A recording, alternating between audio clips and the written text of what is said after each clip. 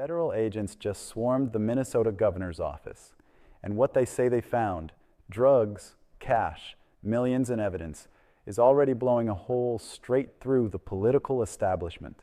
Whistleblowers are calling it a massive cover-up, a fraud operation so big it makes California's welfare chaos look tame. And now Mike Lindell is jumping into the race because even he says the truth is being buried while the state collapses under corruption. This isn't a scandal anymore. It's a full-scale political invasion. The question isn't how deep it goes. It's who falls next and why they're panicking right now. What's happening in Minnesota right now isn't just another local scandal. It feels like a window into how far the political class is willing to go when they believe no one is watching, or when they believe the media will protect them no matter what. When you have federal agencies raiding state offices, seizing drugs, seizing cash, and whistleblowers warning that billions have evaporated under a sitting governor's watch, that's not mismanagement. That's a culture of entitlement, a culture of impunity, and a culture built on the assumption that ordinary people won't fight back. I think the most telling part is how long the warnings have been ignored. Insiders raised alarms for years. Taxpayers demanded answers. Red flags piled up, and still, leadership acted shocked when the spotlight finally landed on them. But this is how corruption works when it's allowed to grow quietly. It hides behind bureaucracy, behind layers of agencies, behind friendly media outlets that treat every accusation as a partisan distraction. Meanwhile, the same politicians who preach about responsibility and integrity can't seem to find those qualities in their own backyard. We've watched this play out across the country. The establishment protects itself while lecturing the rest of us. They talk about threats to democracy while ignoring the breakdown of basic accountability. They weaponize oversight when it benefits them and bury oversight when it threatens their allies. And then they act surprised when people no longer trust a word they say. What's unfolding in Minnesota isn't separate from the larger story. It is the story. It's proof that lawfare and selective enforcement don't create a stronger country. They create a political class convinced it can do whatever it wants without consequence. In my view, that's why the boomerang always hits. You can silence critics for a while. You can dismiss whistleblowers. You can mock anyone raising questions. But you can't hide the truth forever. Eventually, the facts get too heavy, the money trail gets too long, or the public anger gets too loud. And suddenly, the people who acted untouchable are forced to explain things they never thought they'd have to answer for. Ordinary Americans are tired of living under one set of rules while their leaders live under another. They're tired of watching billions disappear while they struggle to pay groceries and rent. They're tired of institutions that claim moral high ground but cave the moment they're asked to police their own. This is why people want a government that actually serves them, not a political machine that exists to protect itself. The Minnesota story is just beginning, but the message is already clear. Accountability is coming, whether the elites like it or not. That's incredible, how the political class keeps trying to convince everyone that everything is perfectly normal, perfectly stable, even as some of the most powerful institutions in Minnesota are getting rattled by federal raids and drug seizures. Regular people look at the FBI and DEA walking into a governor's office, finding narcotics and piles of cash, and they're thinking, hold on, how deep does this go? But the moment that conversation starts getting traction, the media suddenly pivots. They want you focused on paperwork filings, personality gossip, and campaign speculation, not the real story, not the rot underneath. This kind of misdirection isn't accidental. It's the oldest maneuver in the book. When corruption in high places starts bubbling to the surface, the establishment doesn't try to clean it up. They try to change the subject. And right now, they desperately need Minnesotans distracted from the uncomfortable truth that government offices, places meant to enforce the law, were apparently swimming in the very crimes they claim to fight. That's not a minor scandal. That's a system failure. What really stands out is how instantly the political insiders close ranks whenever someone they don't control steps into the arena. The moment a candidate emerges who isn't part of their polite club, someone who can't be managed, can't be bribed, can't be muted, the machine kicks into gear. I think they're terrified of a contest they can't choreograph. They don't fear the candidate. They fear the questions he'll force them to answer. Questions about oversight, about where the money went, about why no one at the top knew what was happening right under their noses. The kind of questions that expose how little leadership was actually happening. And let's be honest, the public mood has shifted. Ordinary Americans are tired of watching elites investigate themselves, clear themselves, praise themselves, and then tell the rest of us to shut up and move on. People aren't buying it anymore, not after years of double standards. One set of rules for the insiders, another for everyone else. When trust collapses, accountability doesn't arrive politely. It snaps back like a whip. That's the real story right now. We're watching the boomerang moment of a political class that thought it could operate without consequences forever. Minnesota doesn't need another softened narrative crafted by consultants and media gatekeepers. It needs sunlight. It needs honesty. And it needs leaders who aren't afraid to walk straight into the mess and call it what it is. Crime inside government offices is not partisan spin. Federal raids are not political noise. These are flashing red alarms telling us something foundational broke. And here's the truth the establishment hates most. Once people see the cracks, they start wondering what else has been hidden, what else they weren't supposed to notice. That curiosity is dangerous, not to the public, but to the people who built their careers on secrecy and selective enforcement. This moment is bigger than one candidate, bigger than one office, bigger than one news cycle. It's about whether Minnesotans still have the ability to demand real transparency from the people who claim to serve them. Because accountability always shows up. Maybe not when the elites expect it, but it arrives, and it's arriving now. A few weeks ago, a business owner here in California told me that one of his new employees asked to be paid in cash, not on payroll. Why? The business owner asked. Well, because the employee from Afghanistan was worried that he would lose his welfare payments. How much is that? $7,000 a month. That is $84,000 a year here in California.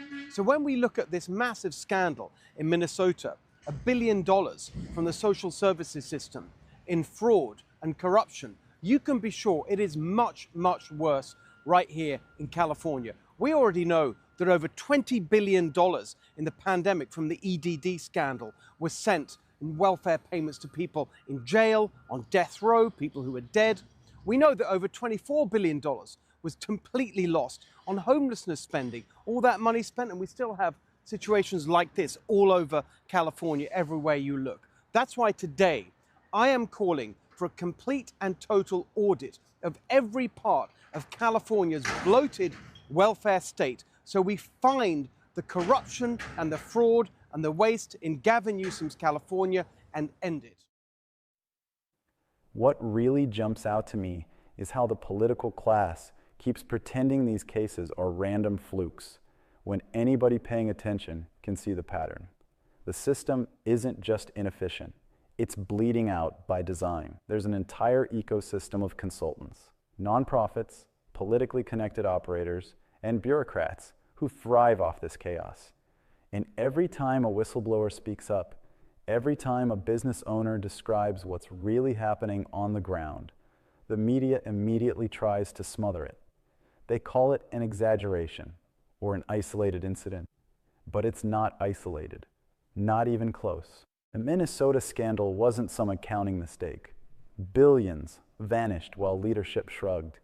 That tells you everything about the mindset inside these agencies. The money isn't treated as public funds. It's treated as a private pipeline. And meanwhile, regular families are cutting back on groceries, skipping medical bills, and watching their neighborhoods deteriorate, while criminals and opportunists walk away with stacks of taxpayer cash. When you see the numbers, not thousands, not millions, but billions, it becomes obvious this is structural, not accidental. In California, let's be honest, it's the same model, just bigger, older, and protected by a state government that's obsessed with image over accountability. When someone can collect welfare at levels most Californians don't even make at their jobs and still angle for cash payments on the side, the system isn't being abused. The system invites abuse. In my view, that doesn't happen unless the political leadership is comfortable with it, comfortable enough to look away, comfortable enough to let billions more disappear during the pandemic into false identities, inmates, even people who aren't alive anymore. That's not mismanagement. That's abandonment of duty. What I keep coming back to is the arrogance. The ruling class talks down to the public as if they don't notice what's happening, as if people can't do basic math.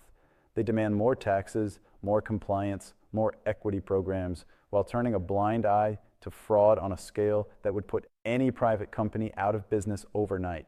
And the moment someone demands a real audit, they act offended.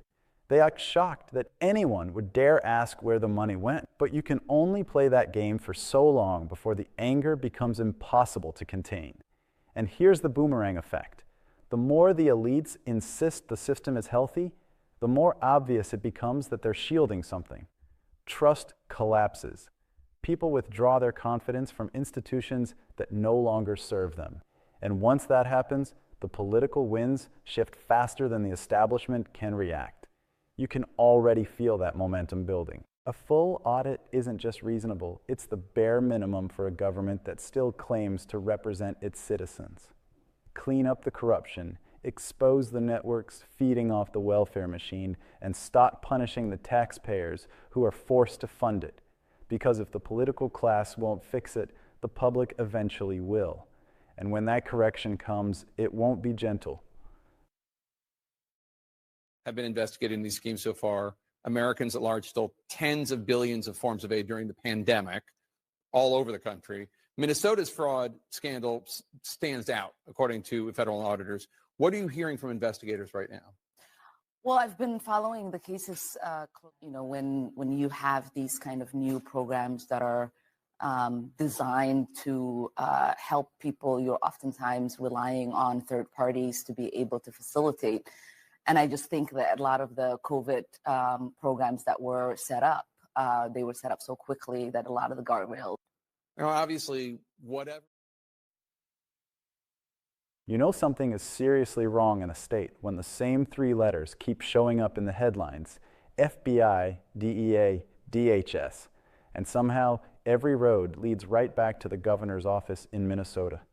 Not because agents are literally hauling boxes out of Tim Walz's desk, but because the culture of fraud and lawlessness on his watch is so bad that federal task forces are now practically camping out in his backyard. Right now in Walz's Minnesota, you have federal task forces raiding drug and money laundering hubs in Minneapolis, with DEA, FBI, ATF, ICE, the full alphabet soup, swarming a restaurant on Lake Street over narcotics and cash tied to transnational crime, while the political class in St. Paul shrugs and points fingers. At the same time, another investigation is exploding over something even worse for taxpayers: massive welfare and social services fraud that insiders say reaches into the billions. Not millions, billions. This isn't, oops, a form was filled out wrong. This is a system that became a magnet for criminals, while the people in charge smiled for the cameras and told everyone Minnesota was a well-run state. Whistleblowers inside Minnesota's own Department of Human Services are now saying the fraud could exceed $6.5 billion since Walz took office. And they're asking one simple question: where is Tim Walz? On top of that, you have the infamous Feeding Our Future scandal, the largest pandemic food aid fraud case in America. $250 million meant to feed kids during COVID, siphoned into luxury cars, mansions, and fake meal sites. So as federal agents sweep up cartel drugs and dirty cash on the streets, federal prosecutors and auditors are untangling a welfare machine that basically turned Minnesota into an ATM for scammers. And all of this happened under a governor the media sold as competent, compassionate, and Midwestern normal. And now House Republicans in Washington are finally stepping in, firing off letters to Walz and Attorney General Keith Ellison, demanding every scrap of evidence about nearly $1 billion in suspected fraud be preserved. Think about the pattern here. When regular people get caught with drugs, the FBI and DEA kick the doors in. When politically connected nonprofits steal hundreds of millions in federal aid, or networks skim welfare dollars while agencies look the other way, it takes years of whistleblowers and congressional pressure just to get a serious investigation. That's the two-tier system in real life. Not a slogan, a reality. Out in California, Steve Hilton just dropped a bomb on this whole system, telling the story of an Afghan immigrant who literally begged to be paid in cash so he wouldn't lose $84,000 a year in welfare benefits, $7,000 a month, and warning that Gavin Newsom's California could be even worse than Tim Walz's Minnesota. Why does that matter to this Minnesota story? Because it shows you this isn't one isolated scandal. It's a model. Blue state welfare politics that flood the zone with taxpayer money, strip out guardrails, and then act shocked when criminals here and overseas swarm in to grab the cash. When you hear the words tons of drugs and millions seized, it's the same ecosystem. Cartels, crooked middlemen, and a political class that refuses to admit its own rules created the opportunity. When Ilhan Omar was pressed on national TV about this Minnesota fraud, she talked about how COVID programs were set up quickly, how third parties were used, how guardrails weren't in place, basically blaming the speed of COVID programs and vague guardrails instead of owning the failure. Then you listen to Tim Walz himself downplaying the scandal by saying Minnesota is a generous, well-run state that attracts criminals, as if being a magnet for fraud is some weird compliment, bragging that Minnesota is a generous, well-run state that attracts criminals while promising that some of them are going to jail. That's the mindset. Not, we failed you. Not, we let billions walk out the door and we're going to rebuild this entire system from the ground up. Instead, it's PR spin. Hey, we're so great, criminals like us. Meanwhile, DHS staff and frontline workers are screaming that they raised red flags for years and were ignored. Minnesota DHS employees even took the extraordinary step of speaking out as a group, saying the governor is 100% responsible for the massive fraud in their state. That's not a conservative talk show. That's not Trump at a rally. That's the people inside the system saying, leadership betrayed us. Leadership betrayed taxpayers. Leadership ignored warnings while billions evaporated. And now the same leadership wants you to believe they're the heroes because a few scammers are finally going to prison. Here's the through line I see. When Trump talked about law and order, about cleaning up corruption, the corporate media called it authoritarian or dog whistles. But in Walz's Minnesota, under Democratic one-party rule, you now have federal food aid fraud on a historic scale, welfare schemes and shady networks that House investigators say may top $1 billion. DHS insiders revising the fraud estimate to over $6.5 billion since 2019. Federal agents raiding drug and money laundering operations in Minneapolis under a Homeland Security task force. And the governor's answer is basically, we're a generous state, criminals like us, some people are going to jail. That's not accountability. That's elite insulation. Now layer in the politics.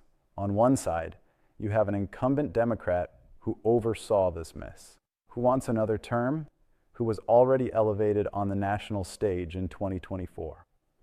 On the other side, you now have a Trump-aligned businessman, Mike Lindell, stepping into the race saying he wants to save his state from decline, and making welfare fraud and government corruption the centerpiece of that fight. And into this chaos steps Mike Lindell, filing paperwork to run for governor on a promise to save his state from exactly this kind of corruption.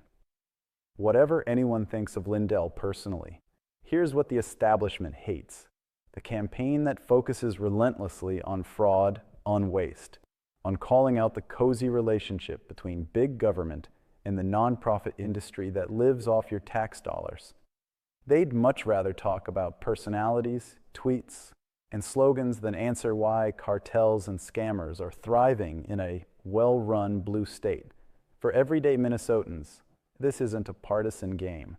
This is school lunch money that never reached kids.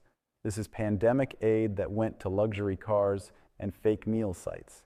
This is social services cash that was supposed to help the vulnerable, instead feeding criminal networks that federal agents are now forced to chase with battering rams and search warrants. And it's the same pattern the America First movement has been warning about for years.